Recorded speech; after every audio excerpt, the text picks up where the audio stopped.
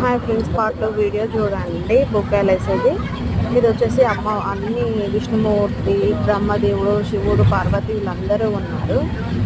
తర్వాత శక్తిపీఠాలు ఉన్నారు. శక్తిపీఠాల తర్వాత నెక్స్ట్ వచ్చేసి అమ్మవారిని దగ్గర నుండి వీడియో తీసాను. చూడండి ఎంత చక్కగా ఎంత బాగుందో. అమ్మవారి కాళ్ళు పట్టీలు, మెట్టెలు అండ్ అమ్మవారిని చూడండి చాలా అంటే చాలా బాగుంది. ఇక్కడ వచ్చి 18 శక్తిపీఠాలు ఉన్నారు. చిన్న ఆంజనేయ స్వామి టెంపుల్ కూడా ఉంది.